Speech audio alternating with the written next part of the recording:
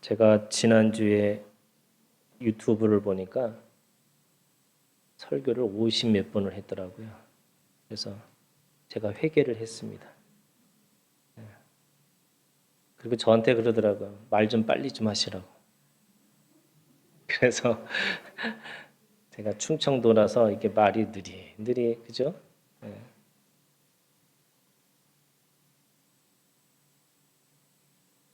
그리고 왜 마지막 포인트에 왜 울었는지 다들 궁금해 하시더라고요.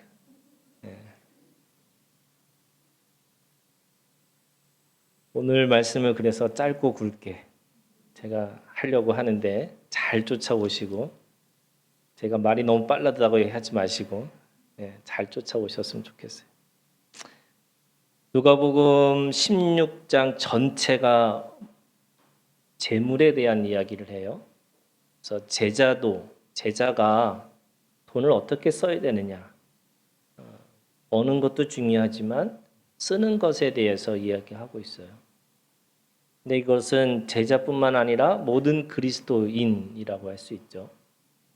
믿는 모든 사람들이 재물에 대해서. 근데 여기서 물질이라는 건 돈만이 얘기하는 건 사실은 아니죠. 이 세상에 있는 우리의 모든 것들을 이야기하고 있습니다. 시간도 그렇고요. 내 몸도 그렇고요. 내가 쓰고 있는 어떤 모든 것들을 그냥 돈이라고 하는 상징으로 우리에게 말씀하고 있는 겁니다. 지난주 제자들은 세 가지의 주님 앞에 말씀을 들었죠. 그 비유 속에 세 가지 주제가 있었습니다. 물질로 사람의 마음을 사라고 하셨고, 썩고 새하고 없어지는 물질로 하나님 나라를 준비하라고 하셨습니다. 그리고 물질보다 하나님을 우선적으로 사랑하라 이렇게 하셨어요.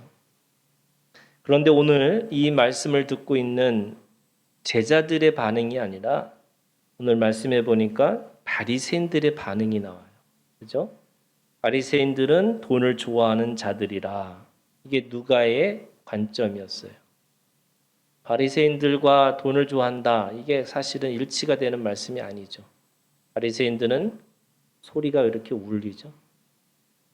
바리새인들은 경건한 자고요. 그리고 하나님의 말씀을 율법을 잘 따라가는 사람들인 거예요. 그런데 돈을 좋아한다 이렇게 표현하고 있습니다.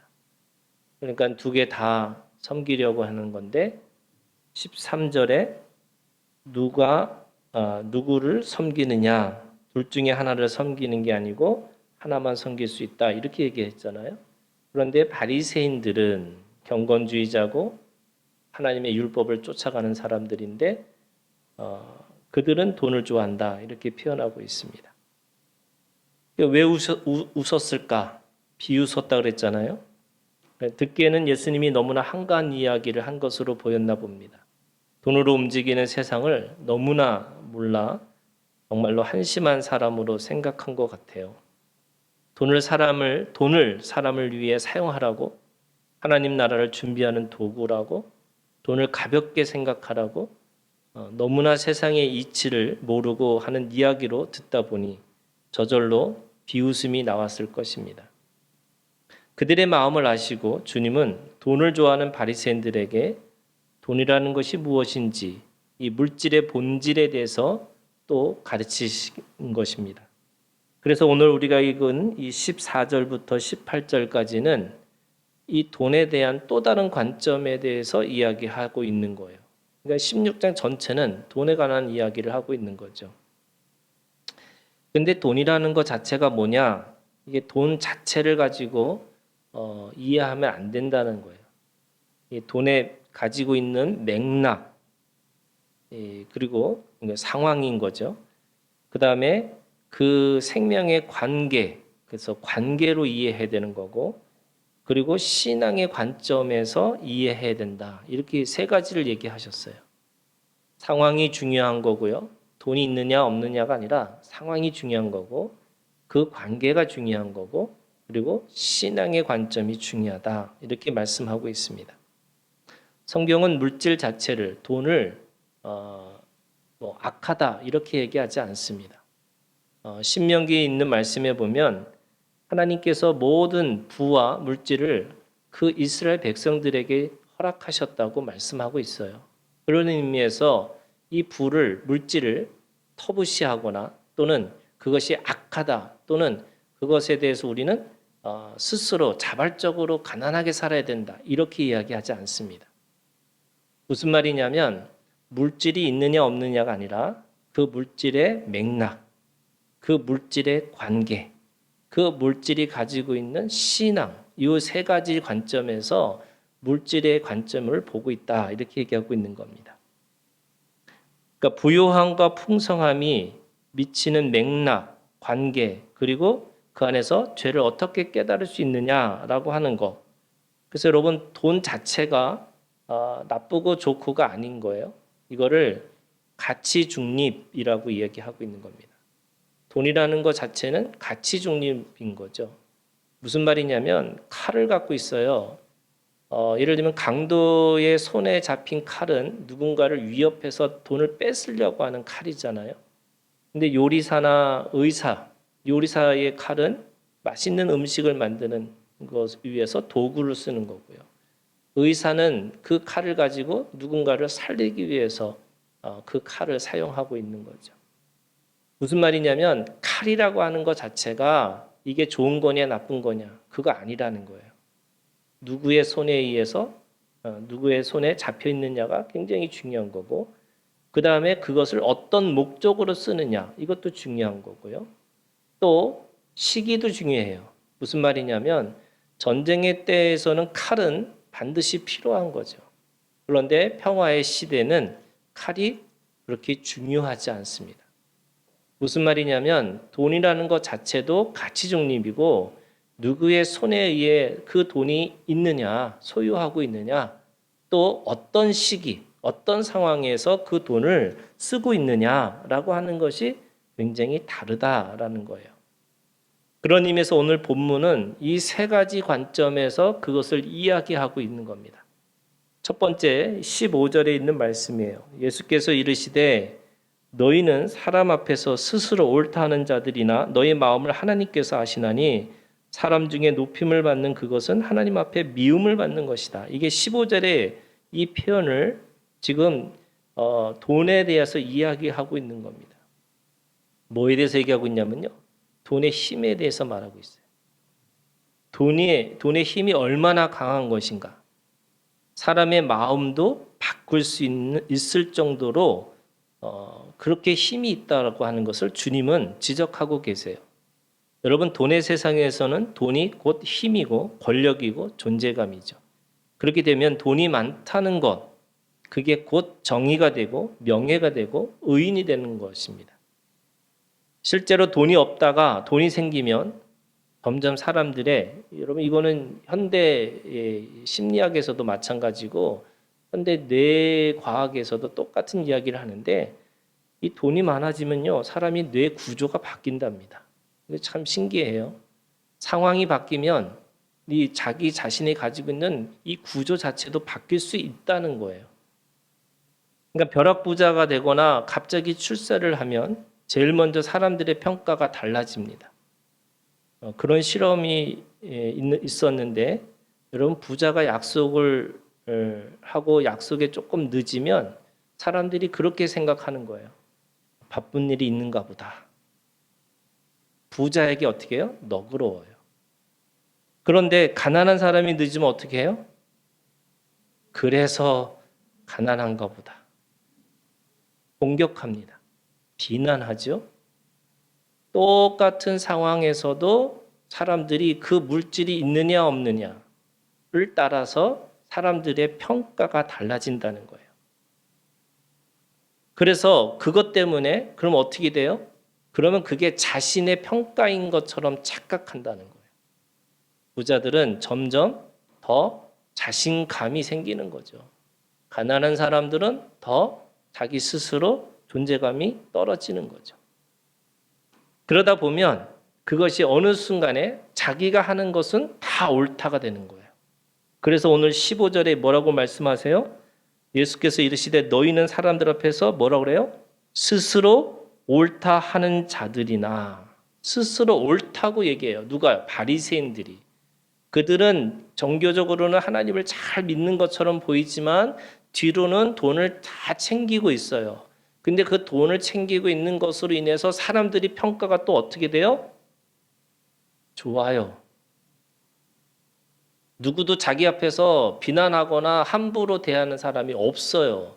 그러니까 자기의 스스로 뭐 어떻게 하면 나는 항상 옳다고 생각하는 거죠. 그래서 자기 스스로 옳다고 계속 하다 보니까 여러분 똑같아요. 말씀이 들어와서 내가 말씀을 따라 살아가면 내 몸이 체질이 바뀌어서 그 체질에 따라서 살다 보면 내 삶이 생활화가 되는 것처럼 똑같아요. 이걸 악순환으로 돌려버리면 그것이 어느 순간에 내 뇌 구조도 바뀔 수 있다는 거예요. 이게 실제로 그래요. 사람들이 그런 얘기 합니다. 뇌 구조가 바뀐다. 어떻게 바뀌어요? 자기는 항상 옳다고 바뀌어요. 다른 사람은 항상 틀렸다고 생각하는 거예요. 왜? 자기는 평가도 그렇게 받고 있고 자기 스스로도 그렇게 생각하니까. 그러니까 사람들은 또 어떻게 생각해요? 아, 저 사람한테 조금이라도 뭘 좀 얻으려면 내가 조금 잘 보여야 되지 않을까라고 생각하기 때문에 가능하면 비난하거나 가능하면 그것에 대해서 단점에 대해서 말하지 않는 거죠. 그러니까 그렇게 돼 보니까 스스로 옳다 이렇게 말하는 거예요. 그래서 자기 긍정을 넘어서 자만해지고요, 교만해지고 거만해집니다. 자만이 자기 스스로의 자랑이라고 한다면 교만은 권력과 명예의 자랑이고 거만은 몸과 마음으로 자기 스스로 자랑을 드러내는 행동을 말하는 거예요. 자만, 교만, 거만 이런 것들을 통해서 스스로 뭐예요? 의인이라고 얘기하는 거예요. 그게 몸의 체질이 변해요. 뭐가요? 돈의 힘이요. 돈이 얼마나 세냐면 그 사람의 마음과 그 사람의 그 모든 몸까지도 바꿀 수 있는 힘이 있다. 이렇게 얘기하고 있는 거예요. 그래서 돈으로 물질로 마음을 변하는 순간에 돈은 뭐가 돼요? 일만 악의 뿌리가 됩니다. 아까 그랬죠? 돈은 가치 중립이라고.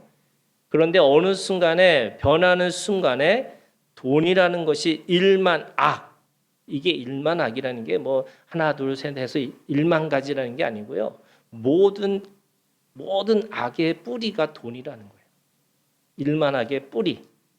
그래서 그 모든 갈등을 들여다보면 사실은 돈 문제예요. 그죠?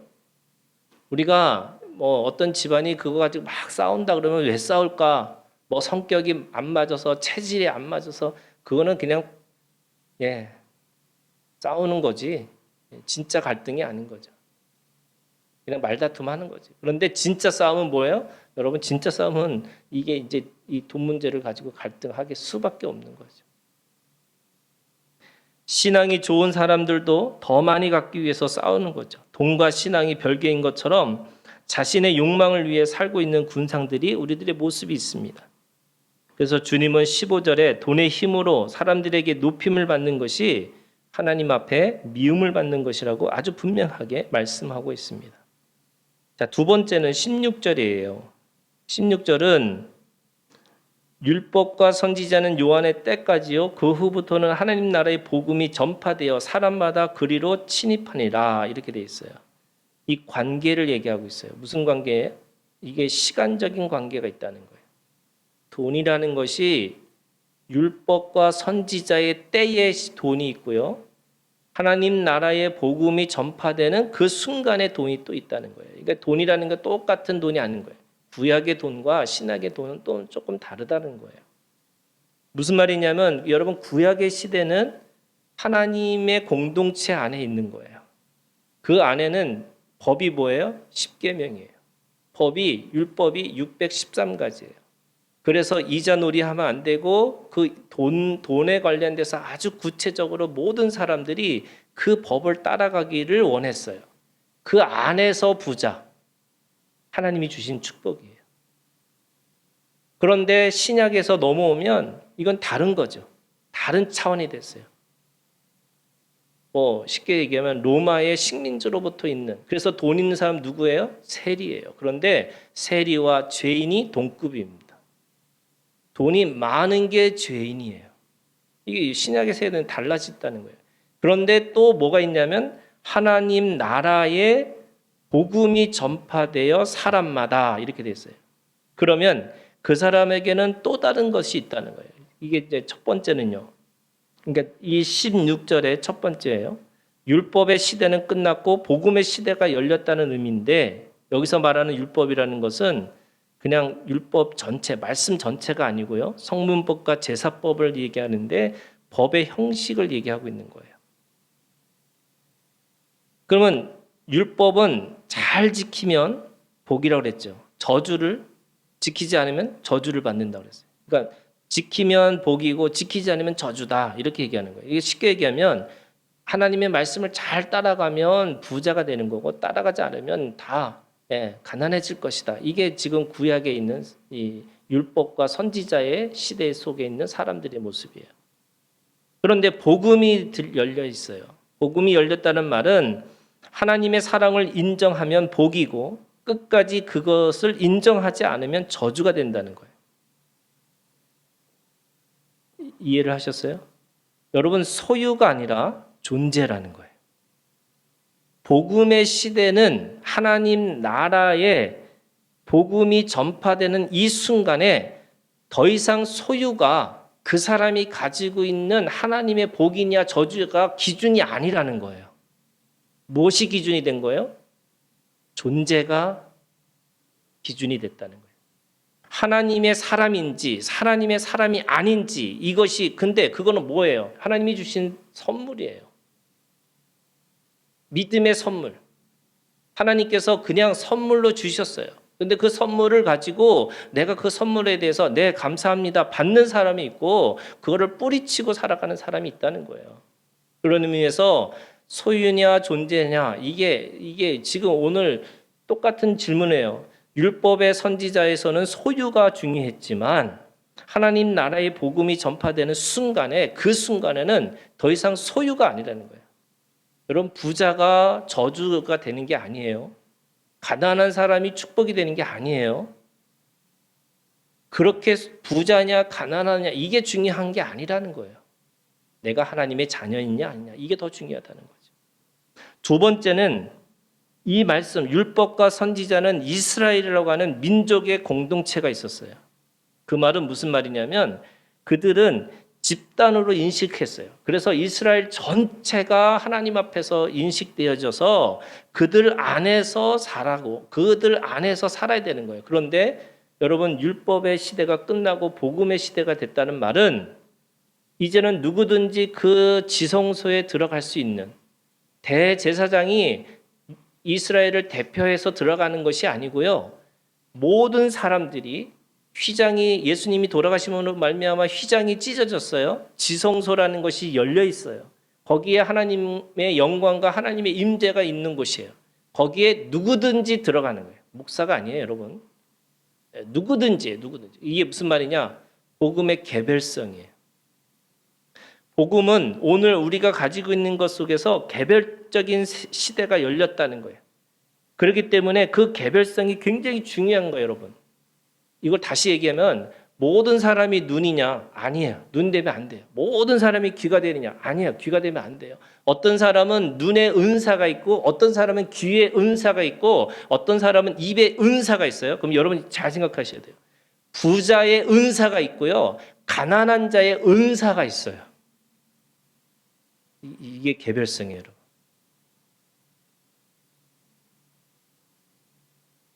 이게 부자라고 해서 이게 복음의 시대에 와서 부자가 되면 안 된다. 여러분 부자가 뭐 왜 나쁜 거예요? 좋은 거잖아요. 근데 중요한 건 뭐예요? 그에게 뭘로 주셨다고요? 은사로 주셨다는 거예요. 그래서 어떤 사람이 그런 거예요. 다른 은사 다 말고 제발 부자에 되는 은사만 주세요. 이런. 뭐 그 사람한테 부자의 이 재물의 은사를 주실 수 있는 거죠. 그러면 이 개별성이라는 건 뭐냐면 각각의 사람마다 다 은사가 다르다는 거잖아요. 그러면 돈을 소유해서 하나님 앞에서 그렇게 쓸 수 있는 사람이 있고요. 또 그런 거 있잖아요. 어떤 사람은 버는 거에 은사가 있고 어떤 사람은 쓰는 거에 은사가 있어요. 저는 쓰는 거에 은사가 있어요. 제가 지금까지 월급을 150만 원 이상을 타본 적이 없어요. 그런데 여러분 저보고 다들 소문이 목사님들의 안에서 소문이 뭔지 아세요? 정용구 목사는 부자래요. 네. 그리고 왜 큰 교회 안 가고 뭐 누구 쫓아 안 다니고 이러는 거 보면 돈이 많은 것 같다고. 그래서 그저께도 저한테 친구가 와갖고 저한테 1,500만 원을 빌려달라고 그러더라고요.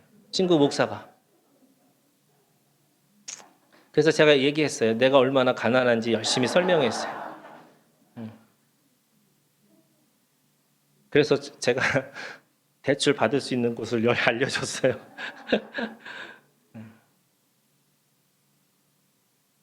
이게 사람마다 다 다른. 여러분 배짱이의 은사가 있는 사람 있어요? 아멘 하세요.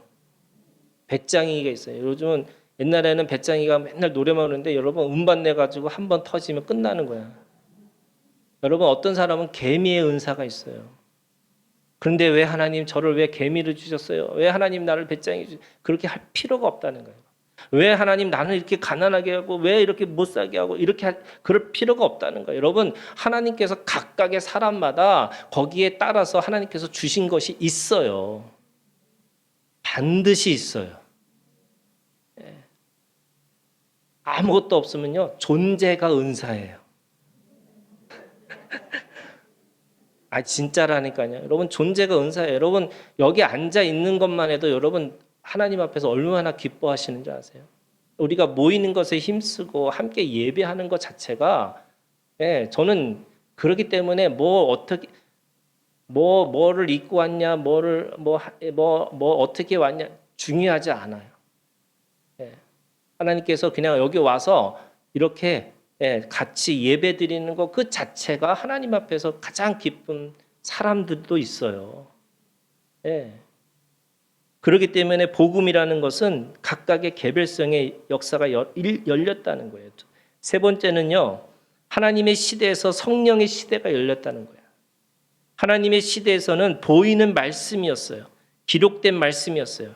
그러나 복음의 시대에서는 성령의 시대, 바람과 같고 불과 같은 말씀으로 보이지 않는 말씀이 개별적으로 하나님 앞에서 그렇게 주신 것에 대해서 반응하고 살아가는 시대가 됐다는 거예요. 그래서 자유롭게 하나님의 뜻과 소원과 목적을 이루어가면 되는 거죠.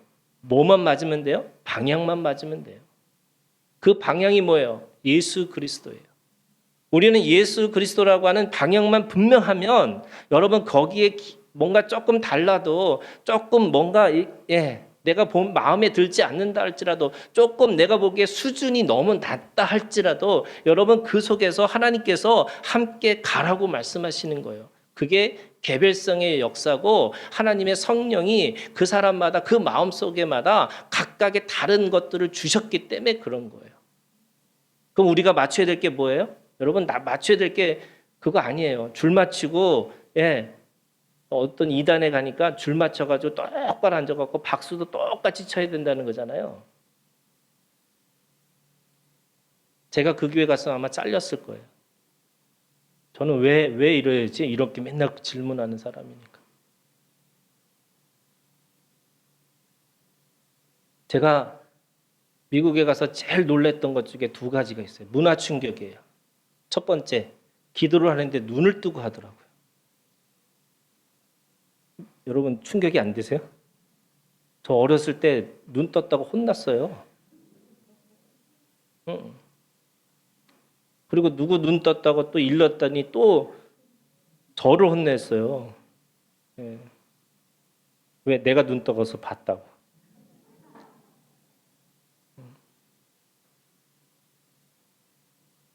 그게 충격이었어요. 야, 기도도 눈을 뜨고 할 수 있는 거구나. 더 놀라운 건 뭔지 아세요? 다리를 꼬고 기도하시더라고요. 이야, 우리는 오만 방자한 모습이잖아요. 그런데 그 다리를 꼬고 너무 진지하게 기도를 하는데 이야, 은혜가 되더라고요. 무슨 말이에요, 여러분? 아니, 하나님이 기도하는 게 중요한 거잖아요. 어떤 수도사한테 물어봤대요. 수도사에게 기도를 하는데 어떤 사람이 수도사들이니까 이제 이 카톨릭이니까 담배를 피는 거예요. 예. 기도하면서 담배를 피는 게 가능합니까? 그랬더니 안 된다고. 그랬더니 이제 질문을 바꿨어요. 담배를 피는 가운데 기도를 할 수 있을까요? 당연히 해야 된다고. 근데 상황은 뭐예요? 똑같아요. 여러분 똑같은 거예요. 하나님이 각각의 그 사람의 모양대로 모습대로 하나님이 쓰시고자 하는 거예요. 여러분 왜 가난이 은사예요?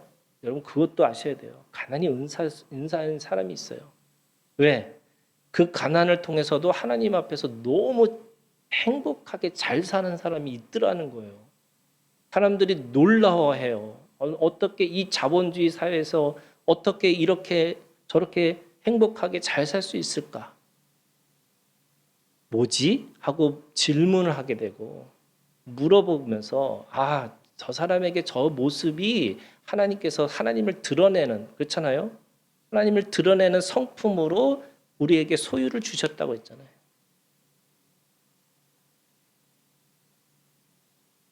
그러면서 오늘 마지막에 18절에 있는 말씀이에요. 여러분 18절은 사실은 굉장히 어려운 말씀이고요. 이해하기 힘든 말씀입니다. 18절에 있는 말씀에 이것은 하나님과의 관계, 신앙적 관계를 얘기하고 있어요. 돈이라는 게 도대체 어떻게 쓰느냐? 여러분 18절에 어디에도 돈 문제 하나도 안 나오잖아요. 근데 왜 주님은 이 말씀을 하셨을까? 17절 말씀은 율법의 시대는 끝났지만 율법의 정신은 분명하게 남아있다. 율법이 있다는 거예요. 그러면 18절을 어떻게 이해할까? 여러분 18절에 있는 말씀을 쭉 읽어보면 그냥 들은 말씀인 것 같아요. 그죠? 어디서 많이 들어본 말씀 같아요. 무릇 자기 아내를 버리고 다른 데 장가드는 것도 가늠하며 무릇 버림당한 여자에게 장가드는 자도 가늠합니다. 이거 많이 들은 것 같은데 왜? 그 당시에 모든 문화가 어떤 문화였냐면 남자들이 자기 아내를 마음에 안 든다고 예를 들면 반찬이 마음에 안 들어 그럼 잘라는 거예요. 이혼할. 그리고 또 다른 여자와 결혼할 수 있어요. 왜 이런 권력을 갖게 됐냐면 그 당시에는 여자들은 일을 할 수 있는 문화가 아니잖아요. 그러니까 모든 여자들은 누구누구에게 속해야 돼요. 예를 들면 어렸을 때는 아버지에게 속해 있고 그 다음에 결혼했을 때는 남편에게 속해 있어야 되고 나이가 들어서는 아들에게 속해 있어야 돼요. 그러니까 누구누구의 여자예요. 내가 여자라고 하는 이름으로 혼자 독립적으로 있을 수 있는 존재가 아닌 거예요. 그렇기 때문에 그 당시에 이혼 문제가 너무 심각하니까 남자들이 마음대로 하니까 예수님이 뭐라고 말씀하셨어요? 모세의 이혼 증서를 쓰라는 거잖아요. 이혼 증서 쓰라는 거예요. 그런데 이혼 증서를 쓰는 이유도 딱 한 가지 이유. 간음죄만 네가 쓸 수 있다. 웬만하면 반찬 마음에 안 든다고 마음에 안 든다고 너 여자랑 이혼할 수 없어. 이렇게 얘기한 거예요. 근데 오늘 이 18절은요. 완전히 다른 얘기예요. 거기에서 말하는 주체가 누구냐면 신랑이에요. 남편이에요. 거기서 말하는 피해자는 누구예요? 아내예요. 여자예요. 근데 오늘 이 18절에 있는 말씀에는 누가 주체가 되냐면요. 여자가 주체가 되고요. 남편이 피해자예요. 완전히 바꿔버렸어요. 관점을 바꿔버렸어요. 무슨 말이냐면 무릇 자기 아내를 버리고 다른 데 장가드는 자도 아니 원래 그렇잖아요. 장가드는 거야 상관없는 거잖아요. 그런데 그렇게 버리고 장가드는 것에 대해서 피해자 누가냐면 남편이 네가 피해자가 될 수 있어 이렇게 얘기하는 거예요. 그러면서 뭐라 하냐면 절대로 버리고 다른 데 장가드는 거 또 버림당한 여자에게 장가드는 거 이것을 하고 있는 남자들은 간음죄라는 거예요. 그럼 이게 무슨 말일까? 절대 버리지 말라는 거죠. 여기는 말하는 게 절대예요. 절대 버리지 말아라. 이혼 증서를 써서 그 여자를 보호해 주거나 이혼 뭔가 그 간음한 죄 빼고는 이혼하지 말라고 하는 그 여자를 보호하는 게 아니고요. 남자의 입장에서 너는 그것이 죄야 이렇게 얘기하는 거예요. 그럼 거꾸로 얘기하면 뭐가 될까요? 남자는 절대로 여자를 버릴 수 없다는 거예요. 지금 이 18절의 그 말씀이에요. 그럼 이게 무슨 돈하고 왜 관계가 있을까? 이것이 하나님의 사랑이에요.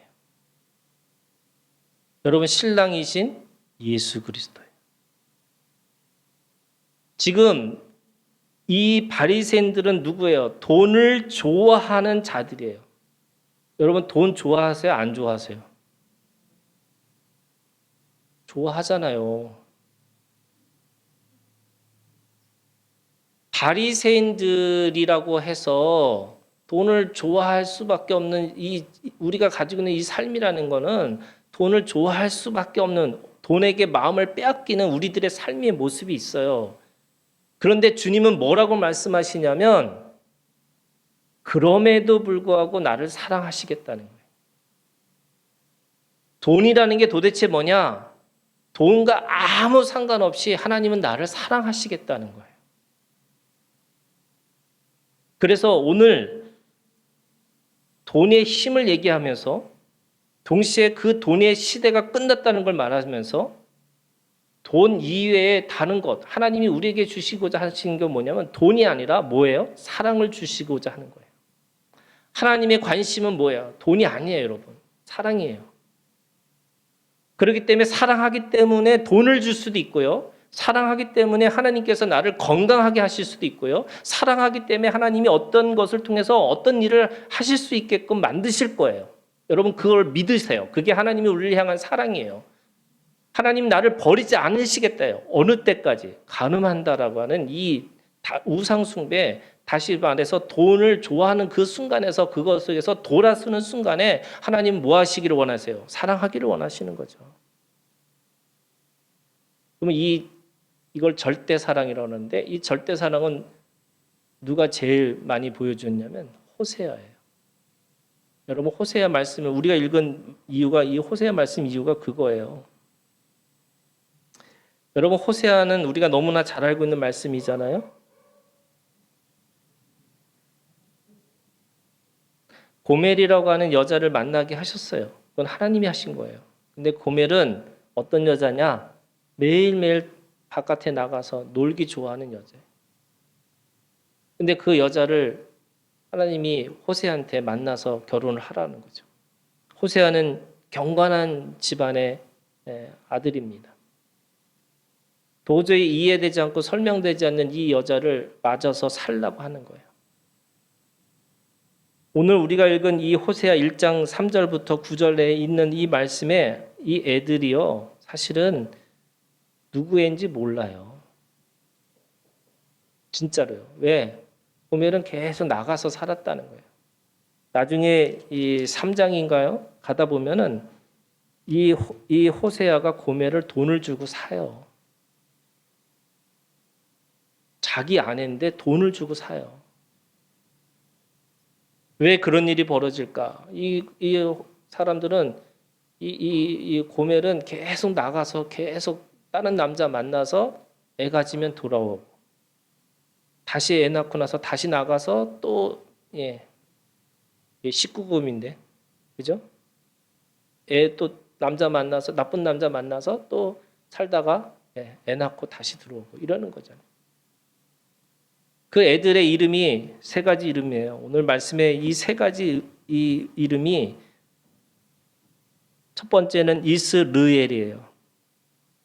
이스르엘 여기 지명인데 지금도 있는 지명 이름이에요. 근데 그 이스라엘은 뭐냐? 하나님의 심판이 하나님의 죽음의 심판이 있는 장소를 이스라엘이라고 해요. 특별히 거기에 이 아합이 심판을 받았다 이렇게 얘기하는 거죠. 그 예후의 후손인 아합의 피가 그곳에서 하나님께서 그 속에서 심판하셨어요. 근데 왜 아합을 왜 심판하셨나? 부유와 풍요의 신, 이방의 신을 믿었기 때문에 그런 거잖아요. 돈을 좋아하는 사람이에요. 그러니까 돈을 좋아하는 사람이니까 그 안에서 하나님께서 예, 그 안에서 심판을 하셨는데 심판의 장소가 이스르엘인데 그 애 이름을 이스르엘로 한 거예요. 두 번째 애는요, 딸을 낳는데 로루하마예요. 근데 로가 부정어잖아요. 루하마는 은혜입니다. 안 은혜요. 은혜가 없는 거예요. 돈을 좋아하는 자에게는 은혜가 없죠. 자비가 없습니다. 그러니까 하나님도 마찬가지로 그에게 은혜가 없다 이렇게 아주 분명하게 얘기하고 있어요. 그런데 결혼을 파기하기를 원하지 않았어요. 다시 사랑하기를 원하고 계시고 그 사랑의 존재로 다가오기를 기대하고 계세요. 하나님은 다시 돌아오기를 기다리고 있는 그 목자고 그 여인이고 그 아버지죠. 그 마음을 가지고 바리새인들이 그들이 비웃든 그들이 돈을 좋아하든 상관없이 하나님의 마음이 뭐냐면 신랑이신 예수 그리스도가 그들을 향한 마음이 있다는 거예요. 여러분 돈을 좋아하는 것이 죄지만 하나님께서 그 죄 때문에 심판하기를 원하시는 게 아니에요. 다시 돌아오기를 원하시는 거예요. 세 번째는 로암미라는 거예요. 로암미가 뭐냐? 로도 부정어고 암미는 나의 백성이에요. 나의 백성이 아니라는 뜻이죠. 돈을 좋아하는 사람보다 돈이 우선합니다. 관계보다 이익을 중요하게 여깁니다. 그러나 하나님은 그들의 마음처럼 그렇게 대우하기를 원하지 않으신 거죠. 하나님의 진심은 생명관계예요. 그러면 여러분 돈을 좋아하는 사람들의 특징이 뭐예요? 이 간음죄예요. 간음죄. 돈을 좋아한다는 이거를 뭐냐면 간음이라는 거예요. 하나님을 부정하고 하나님을 외면하는 이 부정의 죄를 이 돈을 좋아한다 이러는 거예요. 근데 그게 그냥 하나님이 왜 돈을 싫어하실까? 그게 아니고요. 그들의 마음이죠. 뭐예요? 돈을 좋아하는 사람에게는 저주가 있어요. 그들의 마음에는요, 자비가 없어요. 그들의 마음에는요, 인격보다 이익을 더 따져요. 그런데 하나님은 그들을 그러면 내버려 두실 거냐? 아니죠. 지금도 하나님이 우리를 돌아오게 하시기를 원하세요. 신부는 그 신랑에게 어떻게 하면 쫓겨나지 않을까를 염려하지만 신랑이 가지고 있는 그 사랑은 절대 변하지 않는 사랑. 그래서 그 변하지 않는 사랑으로 오늘도 주님은 나를 향해서 돌아오라고 말씀하세요. 돈을 좋아하는 마음에서 돌이키라고. 세상을 쫓아가는 그 마음에서 돌이키라고. 그래서 어떻게 살라고 원하세요? 우리가 누군가를 살리는 일을 하는 거고 조금 긍휼의 마음, 용서하는 마음을 가지고 그리고 이익보다는 사람을 사는 것, 인격적인 것에 삶을 살으라고 말씀하고 있습니다. 돈을 좋아하는 바리새인들을 향한 하나님의 마음이에요. 여러분 돈이 뭘까요? 돈은 살리는 도구이고 자비를 베푸는 수단이고 하나님의 사랑을 드러내는 하나님의 마음 그것입니다. 여러분 오늘도 이 돈의 세상에서 승리하는 우리 하나교회 모든 성도들이 되시기를 주님의 이름으로 축복합니다. 기도하겠습니다.